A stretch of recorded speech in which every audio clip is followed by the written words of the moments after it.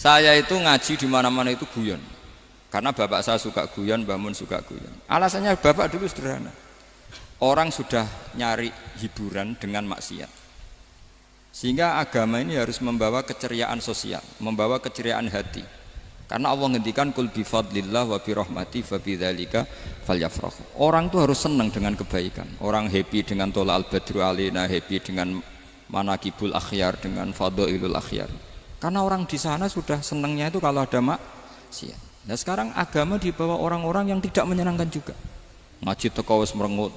Ada muridnya salah duduk marah. Salah posisi meja marah. Lalu orang-orang kan mikirnya kan daripada ngaji dimarahin terus mendingan ndak kan. Makanya Nabi itu paling marah itu kalau satu kebaikan jadi problem. Mu'ad bin Jabal itu pernah ngimami lama sekali. Dan yang makmum itu akhirnya mufarokoh. Dulu belum ditemukan fikih, tapi orang ini sudah berani mufarokoh. Jadi ini termasuk mujtahid sebelum sebelum tahu Fathul Mu'in, tahu Wahab, dia sudah berani mufarokoh. Jadi sudah luar biasa. Karena bangsa ibadah yang agak-agak ngawur itu tanpa diajarin sudah do pinter sendiri. Dia mufarokoh. Ketika dia mufarokoh, komentarnya Mu'ad, dia munafik. Sholat belum selesai kok mufarokoh. Singkat cerita Mu'ad melaporkan itu ke Rasulullah. Si tukang penggembala ini juga melaporkan ini ke Rasulullah. Tapi apa kata Rasulullah? Yang Rasulullah itu yang bela, malah bela yang penggembala tadi. Afattanun anta ya Mu'ad. Kamu itu tukang fitnah. Agama ini kalau kamu model begitu orang lari. Basyiru wala tunafiru, yassiru wala tu'asiru. Padahal ini baca Quran panjang, harusnya akan ibadah. Tapi karena ini menjadi problem sosial, orang menjadi tidak nyaman jamaah, itu sudah disalahkan Nabi.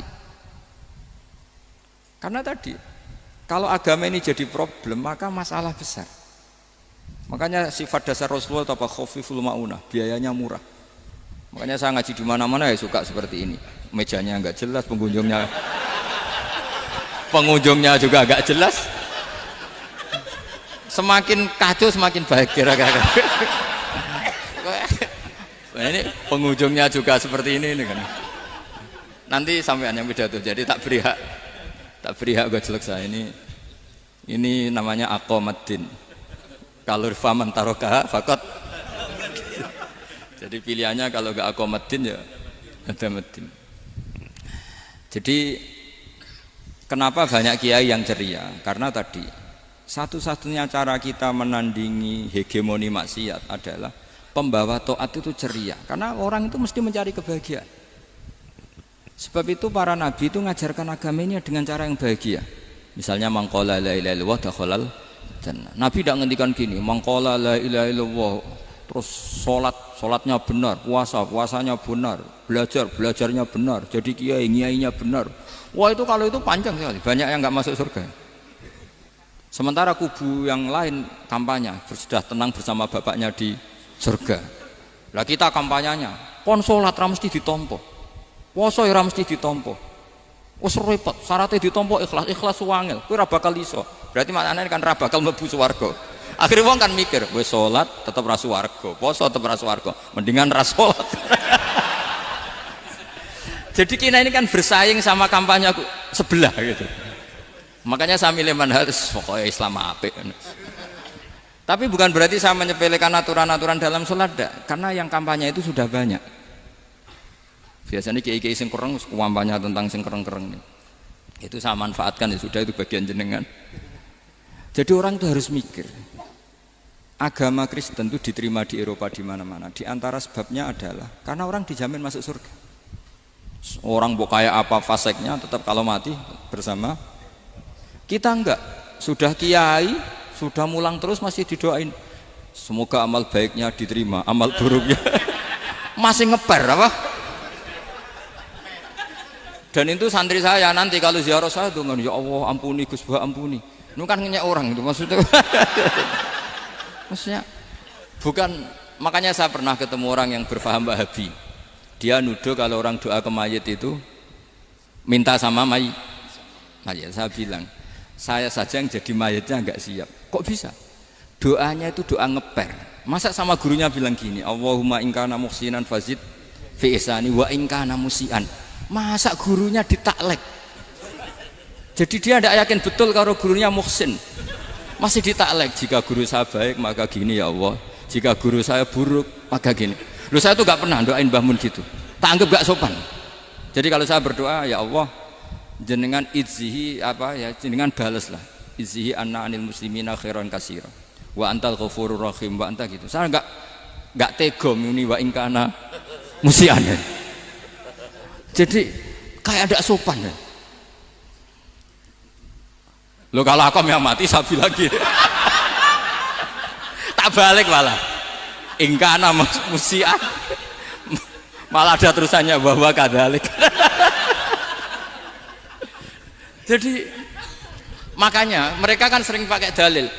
Andai kan tradisi itu benar, maka yang paling pertama melakukan itu sahabat. Selalu mereka berargumentasi kalau itu tradisi yang benar, maka pertama yang melakukan itu sahabat. Ya gak mungkin sahabat masa bilang ke Nabi ingkana. Bisa kafir berat kan? Masa kesolehannya?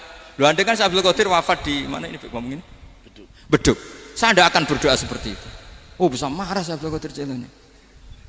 Masa kesalahan beliau di ingkana musinan sama ingkana musian.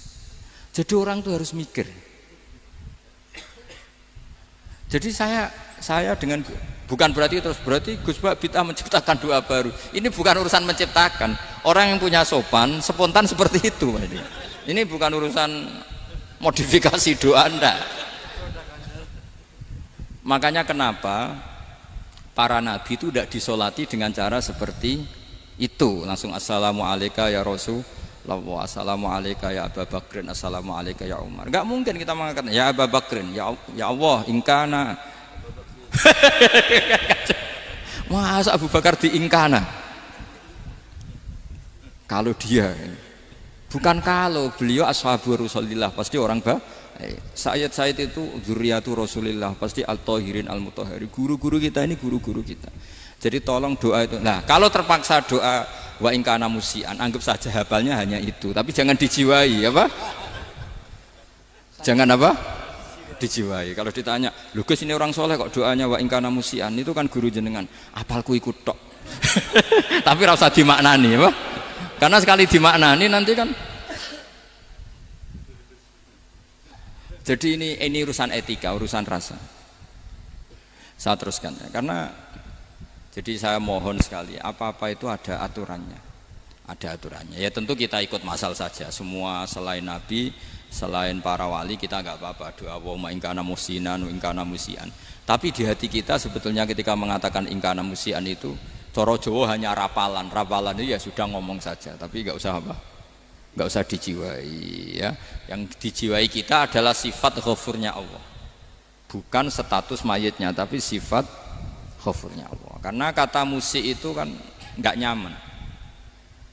Makanya Nabi itu hebatnya Nabi, ya tentu karena bentukan Allah Subhanahu wa taala. Adabani Rabbi fa ahsana ta'dibi. Itu kalau nyifati tentang keburukan orang mukmin itu diikutkan sifat ghafurnya Allah. Jadi misalnya gini, kalimatnya liyukaffirallahu anhum aswa alladzi amilu. Atau sebagian ayat misalnya wa yukaffiru anhum sayiatihim. Jadi sebetulnya kalau terpaksa mengatakan orang itu buruk, itu sebenarnya dari Allah dulu kita mengatakan Allah itu zat saking baiknya itu mengampuni salahnya seseorang. Jadi nyifati Allah dulu, Allah saking baiknya itu mengampuni salahnya orang-orang baik. Karena orang-orang baik juga manusia, Ustadz juga. Tapi lebih ke nyifati ke Allahnya. Kalau kita kan enggak, lebih tertarik nyifati mayitnya. Sehingga kita di hati itu mayit kira tak jalono sepuro tuntas kayak gitu. jadi kalau di Quran tidak seperti itu. Jadi kita lebih mensifati Allah itu Ghafur, Afuwun Karim. Makanya seperti doa-doa kita kalau Ramadan gini, Allahumma innaka afuwun karim tuhibbul afwa, baru bakas fa'fu anna. Jadi ada aturannya. Meskipun ilmu ini agak jelimet, tapi bagi ahlinya ini ma'ruf. Kalau sampean nggak paham berarti nggak ahlinya. Jadi ilmu ini agak jelimet, tapi ma'ruf. Nah, sehingga Rasulullah kalau kita meyakini syafaatul Rasulullah SAW, itu cara berpikir harus kita balik. Misalnya begini, wong Islam nakale ngono, penggaweane maksiat kok disyafaati Kanjeng Nabi kurang penggawean. Caranya berpikir jangan gitu. Kalau gitu kowe mari mangkel wong nakale ngono kok untuk syafaate Kanjeng. Tapi cara berpikir gini, syafaatu Rasulillah itu wasiah, luas sekali. Syafaatu Rasulillah ghairu munhasirah, tidak terbatas. Syafaatu Rasulillah itu lebih sakti ketimbang dosanya umatnya. Semua ulama dulu kalau nyifati Allah juga gitu. Allahumma misalnya, maghfiratuka awsa'u min dzunubina. Ya, yang misalnya yang pakai mutakalim ya Allahumma maghfiratuka awsa'u min dzunubi wa rahmatuka arja inti min amali. Jadi jangan kitanya dulu. Kalau kitanya dulu kan nyifati kita dosa banyak. Itu sama ndak usah ngaku sudah tahu semua. Tapi nyifati pertamanya apa? Allahumma maghfiratuka awsa'u min dzunubi wa rahmatuka arja inti min amali. Sehingga dari nyifati maghfiratullah yang wasiah yang tidak terbatas, kemudian kita sah mengatakan bahwa ahlul maksiat pun mungkin atau berhak dapat ampunan. Sama syafaatu Rasulillah itu ghairu munhasirah, syafaatu Rasulillah itu wasiah, sehingga sahlah riwayat syafaati li ahlil kabair min ummah. Itu bukan menyangkut melegalkan kabirah, bukan menyangkut mengesahkan orang Islam dosa besar karena nanti dapat syafaatnya Rasul. Cara berpikir jangan gitu. Nanti kamu mentasjek memberanikan orang melakukan maksiat berdasar iktimat syafaati Rasulillah. Itu jangan gitu cara berpikir, dibalik apa? Syafaatu Rasulullah ausa'u wa ausa'u. Sangat luas. Sehingga saking luasnya sampai yang tukang maksiat saja kebagian. Sama rahmatnya Allah Ta'ala itu wasi'ah. Rizkinya Allah ya wasi. Sampai wong nganggur ya iso mangan ngono. Lah begitu juga rahmati Allah Ta'ala itu wasiah, sampai wong sing sumpek utange akeh ya iso guyu.